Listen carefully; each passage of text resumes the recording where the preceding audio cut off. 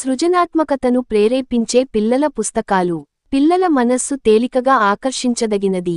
బాల్యంలోనే మనం చూసే, చదివే విషయాలు మన వ్యక్తిత్వంపై బలమైన ప్రభావాన్ని చూపుతాయి.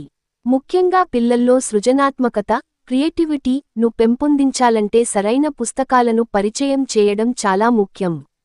ఈ రోజుల్లో పిల్లలు టీవీ, మొబైల్, గేమ్స్ వైపు ఆకర్షితులవుతున్నారు.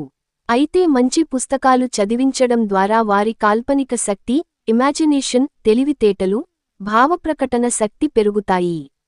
ఈ వ్యాసంలో మనం తెలుగులో పిల్లల కోసం రాసిన సృజనాత్మక పుస్తకాలు గురించి తెలుసుకుందాం. ఇవి కథల రూపంలో ఉండొచ్చు, కళలకు సంబంధించి ఉండొచ్చు లేదా ప్రకృతి, విజ్ఞానానికి సంబంధించిన పుస్తకాలై ఉండవచ్చు. 1. బూచి గదిలో బంగారు వెలుగు, లక్ష్మీచంద్ర.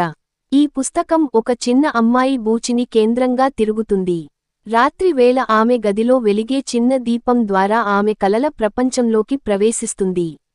ఈ కథ ద్వారా పిల్లలు కలలు కంటారు, ప్రపంచాన్ని విభిన్న కోణంలో చూడటం నేర్చుకుంటారు.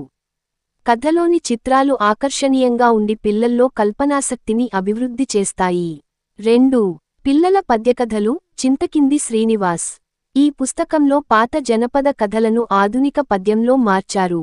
పద్యం చదవడం ద్వారా పిల్లల్లో భాషా నైపుణ్యం పెరుగుతుంది.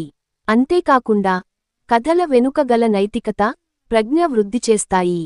పద్యరచన చదవడం ద్వారా పిల్లలు తామే కొత్త పద్యాలు రాయాలనే ఆలోచనతో ముందుకెళ్తారు. 3. చిట్టి చిట్టి కథలు, రచన, తెలుగు అకాడమీ.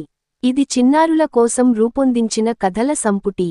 ఇందులో ఉన్న కథలు చిన్నవిగా ఉండి, తేలికగా అర్థమయ్యేలా ఉంటాయి. కథలలోని పాత్రలు, సంఘటనలు పిల్లల్లో సృజనాత్మక ఆలోచనలు పుట్టించేలా ఉంటాయి. కొన్ని కథల్లో పిల్లలు తామే కథను ఎలా కొనసాగించాలో ఊహించాల్సి వస్తుంది. ఇది వారి స్టోరీ బిల్డింగ్ స్కిల్స్ పెంపొందించడంలో ఉపయోగపడుతుంది. 4. బొమ్మల బడి, రచయిత, గణపతి రావు. ఇది చిత్రకళపై ఆధారిత పుస్తకం. పిల్లలు బొమ్మలు గీయడాన్ని, రంగులు వేసే తీరును నేర్చుకుంటారు. ప్రతి పాఠం చివర పిల్లలు తామే బొమ్మ